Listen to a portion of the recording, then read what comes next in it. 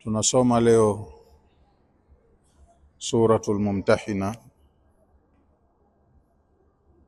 au husemwa Suratul Mumtahana.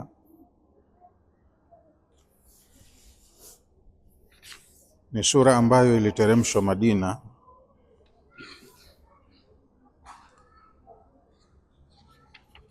na ina aya 13. Maelezo yake kwa ufupi: hadhihi suratu alkarimatu min as-suwari al-madaniya, sura hii tukufu ni katika sura zilizoteremshwa Madina, allati tahtamu bijanibi tashri'i. Sura hii imetilia nguvu au mkazo upande wa sheria. Ni sura iliyokuja kuweka sheria. Unajua, jamii yoyote ya watu yenye ustaarabu lazima iwe na misingi imara ya uongozi, ukifungamanishwa na sharia ya wale ambao watakengeuka kwenye huo uongozi. Sharia huwa inachukua mkondo wake kuwanyoosha.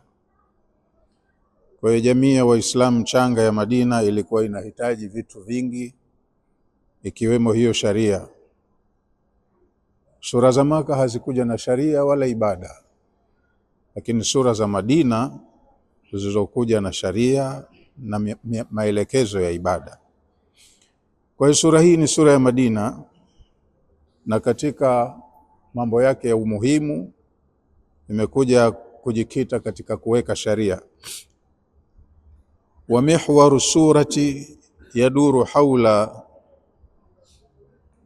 fikratul hubbi wal bughdhi fillahi. Mada kuu au kiini hasa cha sura hii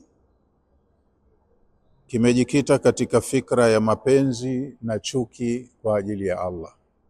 Yaani muumini anatakiwa akipenda kitu apende kwa ajili ya Allah, na akichukia achukie kwa ajili ya Allah.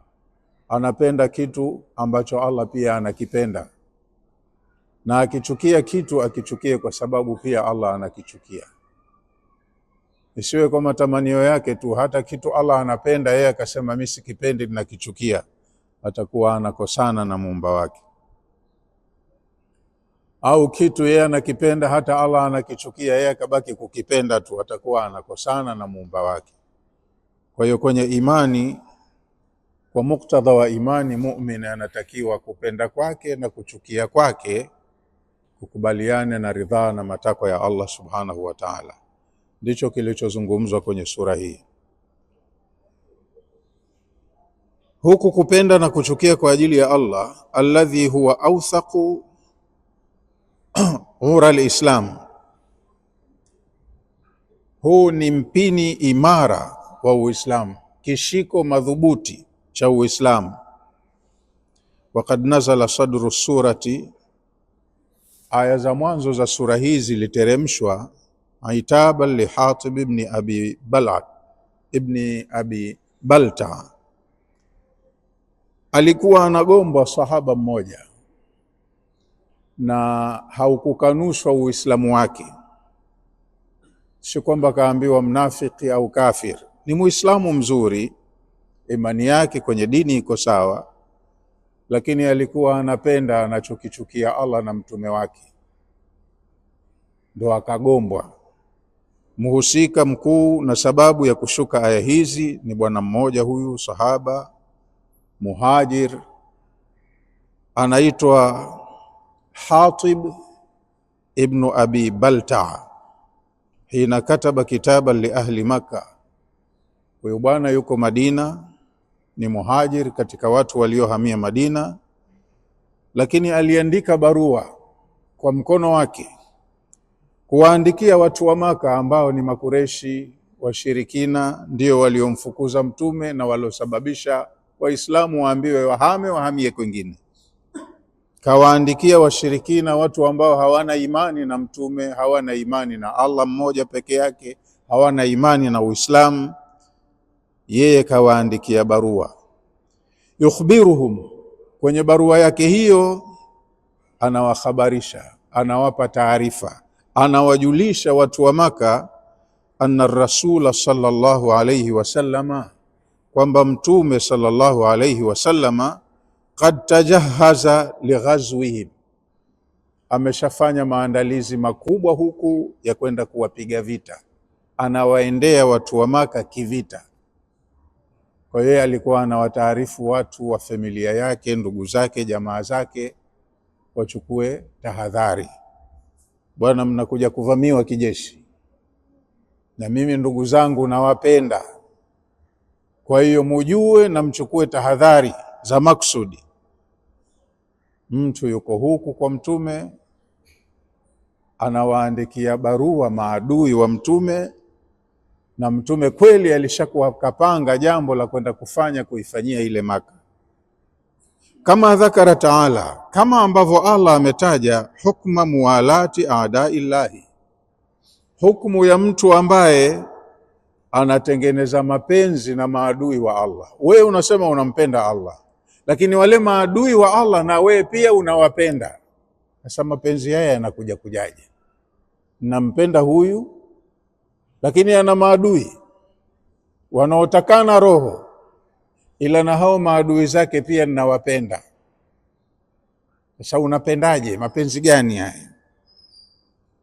Wakati Allah katahadharisha, kuwatahadharisha waumini wanapopenda, mapenzi yao yawe yanaendana na mapenzi ya Allah, na wanapochukia, chuki zao ziwe zinaendana na chuki ya Allah. Unapenda kitu kwa sababu Allah anapenda, hicho kipende, maana wewe uko upande wa Allah. Na ukikichukia kitu, ukichukia kwa sababu Allah anakichukia, kwa sababu wewe uko pamoja na Allah. Ukifanya tofauti, wewe unakosana na Allah subhanahu wa ta'ala. Wadaraba al-amthala, na Allah amepiga mifano fi Ibrahima walmuminin, kapiga mifano ya Ibrahim na waumini wa zama za Ibrahim, fi tabarruihim min almushrikin, jinsi walivyokuwa na dhamira ya pamoja, walikuwa wana maazimio ya kuwakataa washirikina, wamejitenga nao mbali. Wabayana, na pia Allah amebainisha kwenye sura hii hukma alladhina lam yuqatilu almuslimin, hukumu ya washirikina werevu, washirikina wastaarabu ambao hawana ugomvi na Waislamu. Yeye kabaki na mila yake na dini yake, lakini hana ugomvi na Waislamu. Mshirikina kama huyu wameelekezwa Waislamu waishi naye vipi, waamiliane naye vipi. Kwenye sura hii wa hukma almu'minati almuhajirati wa darurati imtihanihinna, pia sura hii mwisho imetaja hukumu ya wanawake wanaohama kutoka mji wa ushirikina kwenda mji wa Uislamu.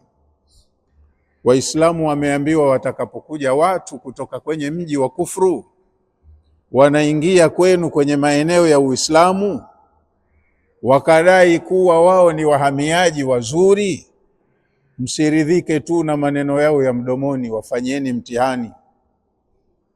Pengine wanakuja kwa lengo la ujasusi na wanaandaa miundo mbinu kuwaandalia wavamizi waje wakiwa washapata picha halisi. Kwa hiyo katoka alikotoka anaingia kwenu na nyinyi Waislamu, mkijua huyu ni adui wa Uislamu msimpokee, ndo mnakaribisha matatizo. Lakini mkijiridhisha kweli kaja kwa lengo zuri, hana shari na sisi, mnaweza mkampokea. Wa ghairi dhalika min alahkami at-tashri'iyya, na humu kwenye sura hii yako mambo mengi zaidi ya hayo katika hukumu za kisheria. Waislamu wakikaa pahala kama society, wanatakiwa wawe na werevu na mbinu zilizokamilika ya kuenzi, kulinda, kuendeleza mila yao, desturi zao, utamaduni wao, usije ukavurugwa na mahasimu zao au maadui zao. Ibtadaat suratul karima, imeanzwa sura hii tukufu mwanzo wake bitahdhiri min muwalati aadaillahi. Aya za mwanzo zinawatahadharisha Waislamu kuwa na mapenzi na maadui wa Allah. Huyu na Allah hawaelewani. Na wewe muumini unasema unampenda Allah na unataka radhi zake. Utampendaje mtu asiyeelewana na Allah na hayapendi hayo ambayo wewe unayapenda upande wa Allah? Obviously huyu hatakiwi umpende, anakuwa ni adui kwako, hapendi maendeleo yako.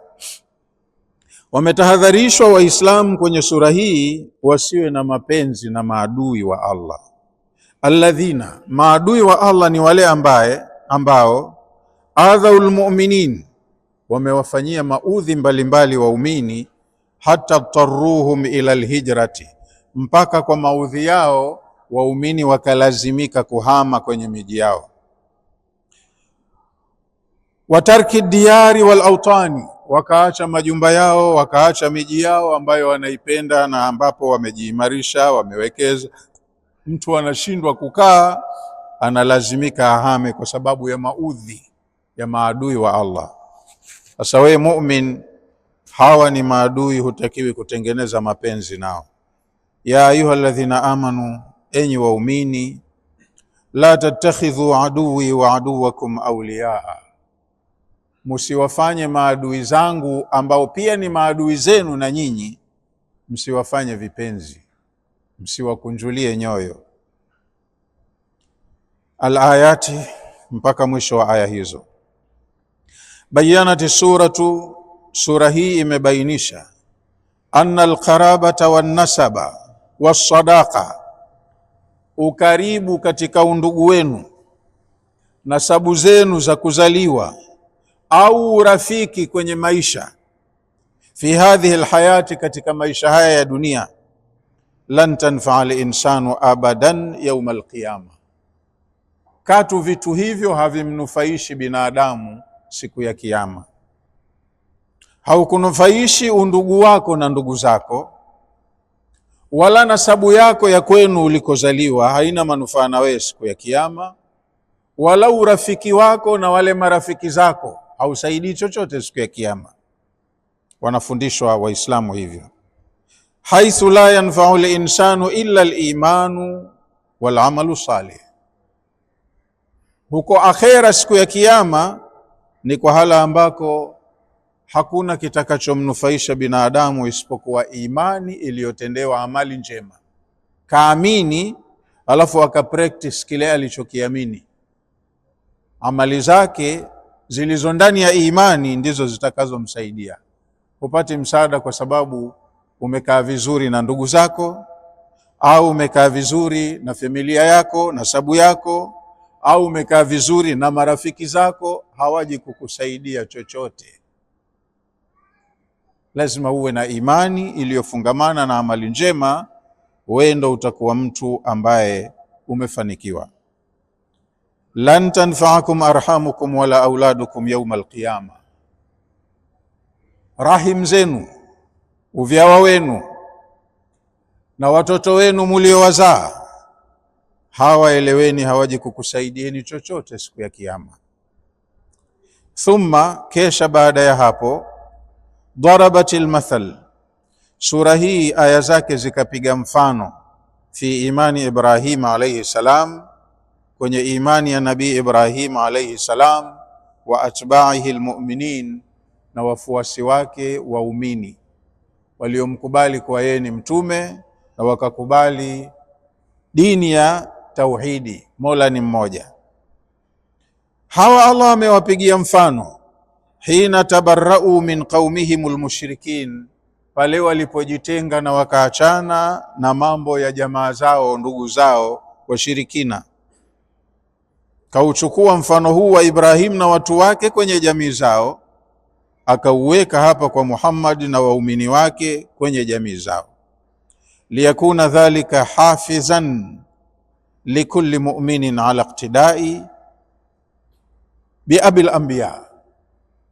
Hii Allah kaiweka hapa kama ni kielelezo kwa kila Muislamu mu'min, anatakiwa aige msimamo, sera, dira, mwenendo wa baba wa manabii Ibrahim alayhi salam ambaye ni Khalilur Rahman, mwandani wa Allah mwingi wa rehema. Allah amesema kad kanat lakum uswatun hasanatun, nyinyi wafuasi wa Muhammad, waumini, muna kiigizo kizuri tu cha kuiga. Fi Ibrahima walladhina maahu, muigeni Ibrahim na wafuasi wake waliokuwa pamoja naye. Ibrahim na watu wake walikuwa na msimamo huu. Idh qalu liqaumihim, walipowaambia watu wao, watu wa nchi yao, waliwaambia inna buraa'u minkum, sisi tunajitenga na nyinyi, tunawakataa. Inna buraa'u minkum ni maneno ya Waislamu pamoja na mtume wao Ibrahim. Wamewaambia watu wao kwenye nchi yao, kaumu yao, inna buraa'u minkum, sisi tunajitenga na nyinyi, yani tunawakataa, kwa lugha za Kiswahili cha kisasa cha mjini. Kama mna sera zenu, siasa zenu, taratibu zenu, msituhesabu na sisi kuwa ni wafuasi wenu. Sisi na nyinyi tofauti. Buraa'u minkum, tunajitenga na nyinyi, yenu yenu na sisi tuna yetu. Wala msitulazimishe sisi kufuata ya kwenu, kama ambavyo sisi hatuna uwezo wa kukulazimisheni nyinyi kuacha ya kwenu mkatufuata sisi. Ni kama yale aliyosema mtume aliyofundishwa, lakum dinukum waliyadini, niendeleeni na hayo mnayoyaona bora, nendeni na dini yenu, na mimi nina misimamo yangu, niacheni na dini zangu. Inna buraa'u minkum, sisi tunajitenga na nyinyi. Wa mimma ta'buduna min dunillah, pia tunajitenga na mitindo yenu ya ibada.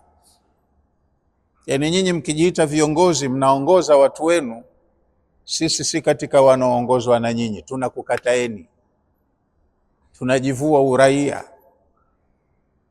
Taratibu zenu, mila yenu, miongozo yenu sisi haituhusu, tuna yetu.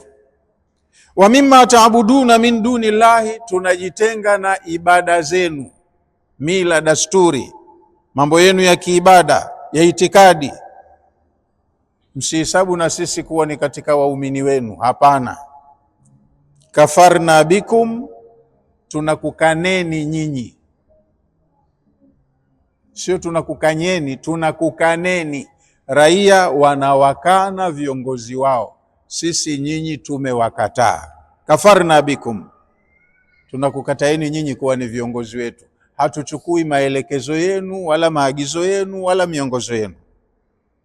Wabada bainana wa bainakumul adawa, na kwa sababu ya tofauti yetu ya kiimani, baada umeshaanza, bainana wa bainakum, baina yetu sisi na nyinyi, al-adawatu, umeshaanza uadui. Nyinyi mnatuhesabu sisi ni maadui kwenu, na nyinyi tunakuoneni vivyo hivyo ni maadui kwetu. Kwa tofauti yetu ya kiitikadi umeshaanza uadui baina yetu na nyinyi. Walbaghdha, na ugomvi, mnatuchukia na sisi tunawachukia. Mkituhesabu sisi ni maadui na sisi tunakuoneni vivyo hivyo. Abadan, tutaenda hivi maisha, hata tu'minu billahi wahdahu, ili nyinyi na sisi tuwe pamoja, mpaka itokeze siku muamue mumuamini Allah peke yake. Mkimwamini Allah peke yake, hapo tutakuwa tuko sawa, tutakuwa ndugu.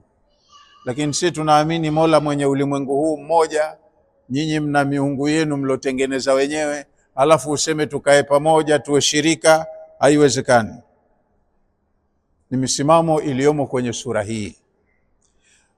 Watahaddathati suratu, na pia sura hii imesimulia, an hukmi alladhina, imesimulia hukumu ya wale watu ambao, hukumu ya kisheria, vipi tunawaweka, tunawatreat wale watu ambao lam yuadu almu'minina wa lam yuqatiluhum.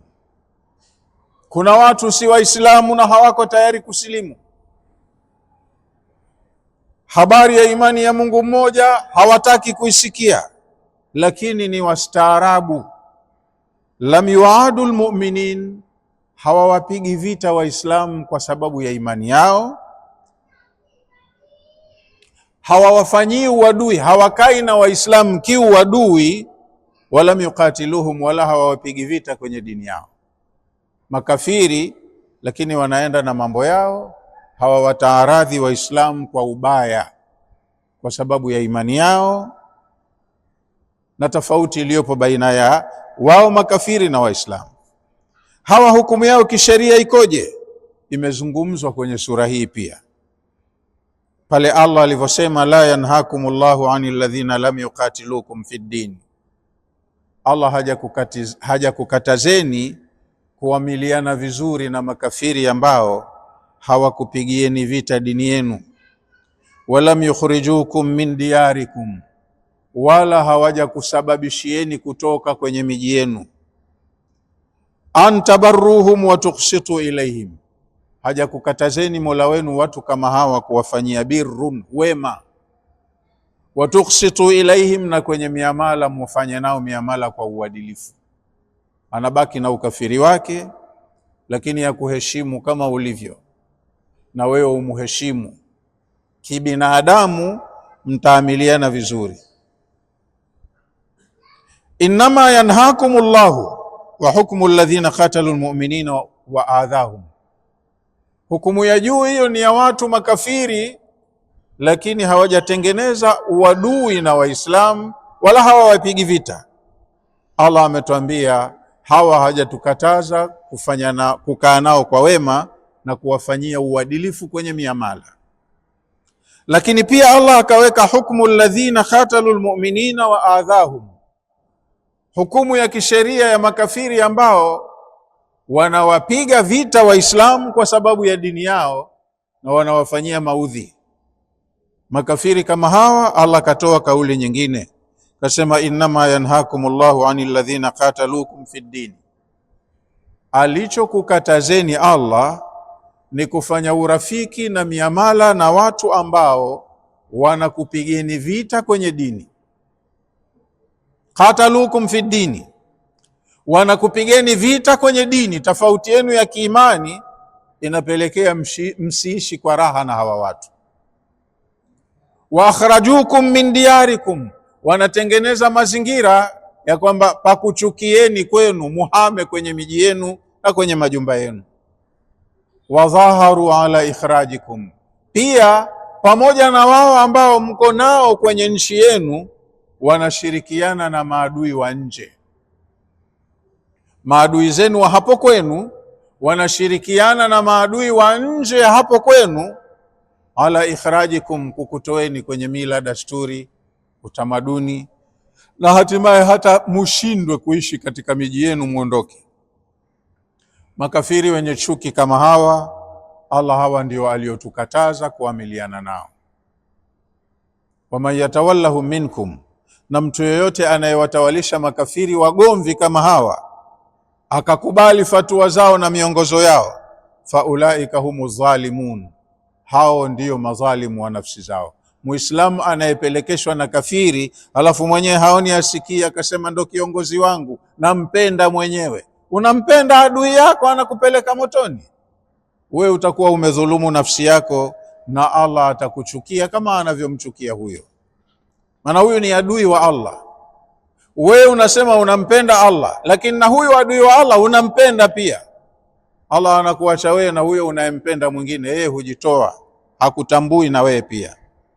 Wabayanati suratu, pia sura hii imebainisha ujuba mtihani almu'minati inda alhijra, ulazima, uwajibu wa kuwafanyia mtihani, kuwafanyia interview haswa wanawake, maana wanawake huwa wanatumiwa vibaya.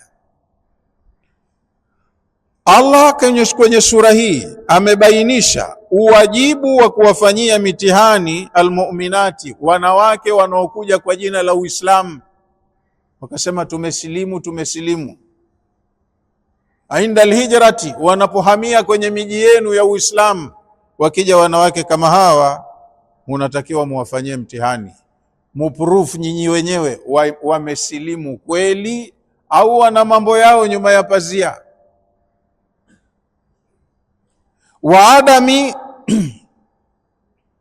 raddihinna ila alkufari idha thabata imanuhunna, pia pamoja na kuwafanyia mtihani, kuwapima, ikiwabainikia kwamba wamesilimu kweli, unatakiwa muwadhibiti wasirudi tena kule kwa makafiri. Si ikatokezea siku asema lakini kule kuna mume wangu, yes, kasema kasilimu. Kafiri ya kisilimu mmoja, basi mwenziwe mahusiano yake yanakuwa yameshakatika. Kama kaja mwanamke kasema kasilimu, mumewe huko kafiri, kitendo cha mmoja kusilimu, kama mahusiano yao ya ndoa yameshamalizika hapo. Wakaja kusilimu wote kwa pamoja, hawaambiwi waoane upya kwa utaratibu wa Kiislamu. Ndoa yao hiyo hiyo ya kijahili itazingatiwa ni ndoa na wataendelea na maisha. Lakini ya kisilimu mmoja mmoja akikataa, ndoa ndo inakuwa imeisha, hawatohesabiwa wala hawatozingatiwa kwamba ni mume na mke. Kwa hiyo huyu akija kasema kajitambulisha kasilimu, mkimfanyia majaribio mkagundua ni Muislamu kweli, ana imani sahihi, harejeshwi kwa kafiri. Hata akisema mie mke wa mtu, mwambieni ndoa hiyo ishavunjika, huyo huko sio mumeo tena. Hata akaja huyo anaitwa mumewe kudai mke wangu mmemshikilia, mwambie huku huna mke, mpeni tu gharama zake za mahari akaoe mke mwingine kafiri mwenziwe. Hayo yameainishwa kwenye sura hii pia. Wakararat, na pia sura hii imekariri adamu al-i'tidadi biismati al-kuffari, imekariri maelezo ya kwamba nyinyi kama Waislamu munatakiwa muepukane na kuhisabu mifungamano ya waumini na makafiri, musihisabu. Ni kama huo mfano nilioutoa. Kaja mtu anadai mwanangu yuko huko kwenu, mwanawe mtu mzima ana maamuzi yake mwenyewe, ambia huyu sio mwanao, wewe toka nda zako tu. Kama unayatafuta mengine baki hapo ulipo, lakini huyu sio mwanao. Kaja anadai mke wangu mnaye mmemshikilia, mtu mzima na maamuzi yake, kaamua kusilimu, mnamwambia hapana, huyu sio mke wako, ndoa yenu ishavunjika zamani, mpeni chake aende akaoe mke mwingine. Thumma, kesha baada ya hapo, hukmu mubayati nisai lirasuli sallallahu alayhi wasallam.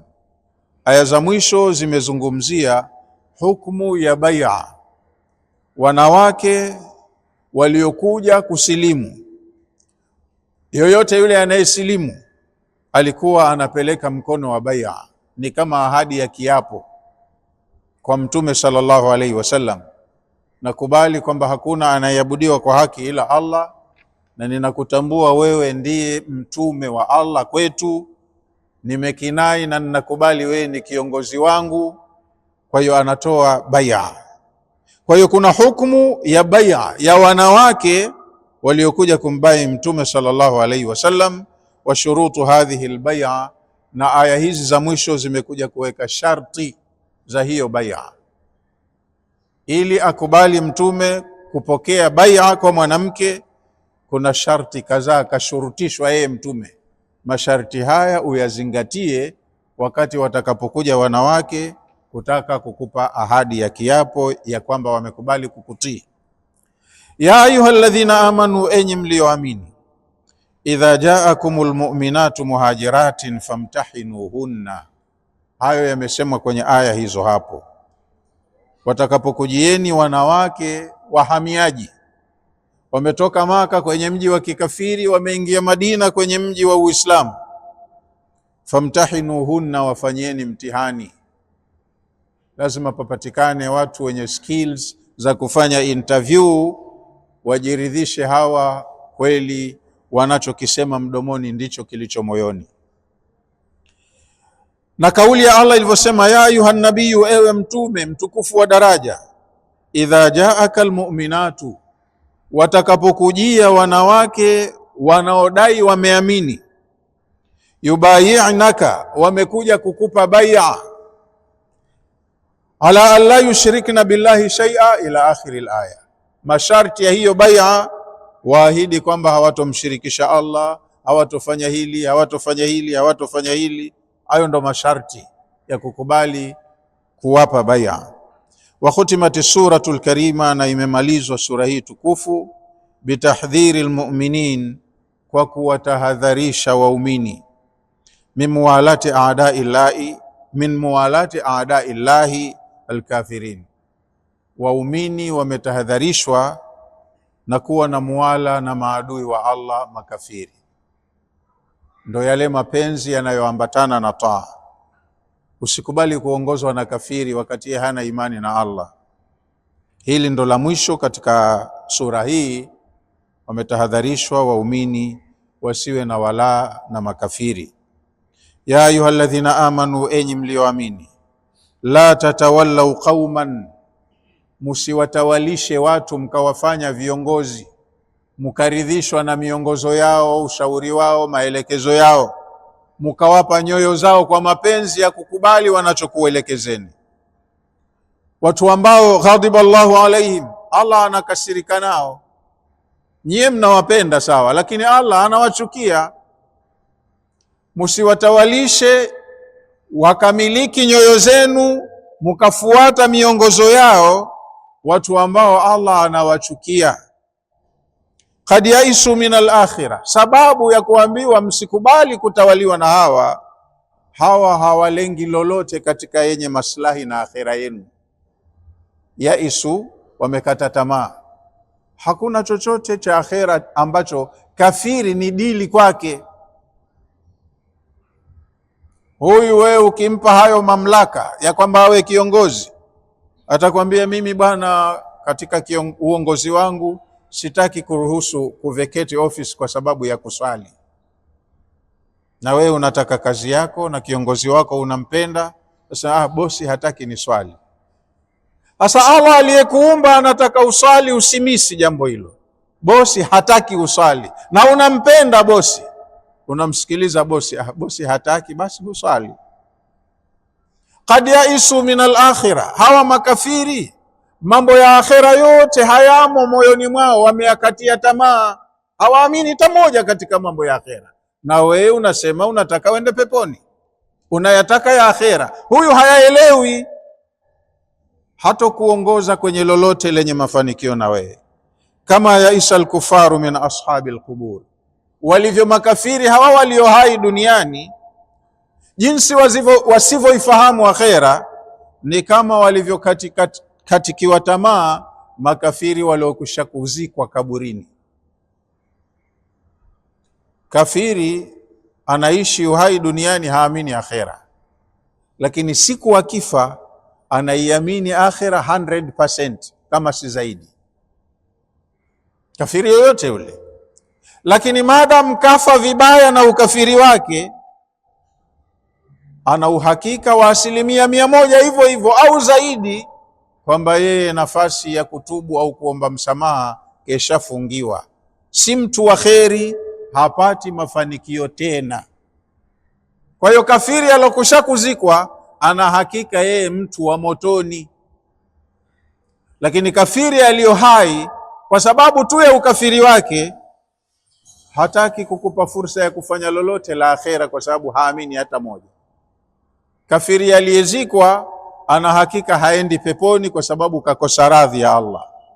Kafiri aliye hai ana hakika kwa msimamo wake mambo ya dini ni uongo, si kweli. Kwa hiyo halikubali hata moja la dini. Wewe ndo unampenda.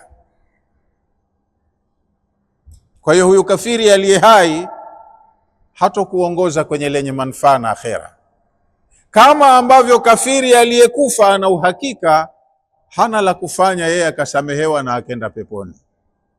Wa hakadha khutimati suratu, hivi ndivyo ilivyomaliziwa sura, bimathalin, kwa kuwekwa mfano, ma badaat bimithli ma badaat bihi, imemaliziwa sura kwa mfano wa vile ilivyoanzia, kutahadharishwa waumini na mahusiano na makafiri, na ilivyomaliziwa imemaliziwa hivyo hivyo kwa kutahadharishwa waumini kuwa na mahusiano na makafiri kwenye mambo yanayotaalaki na miamala na masala mengine ya kimaisha.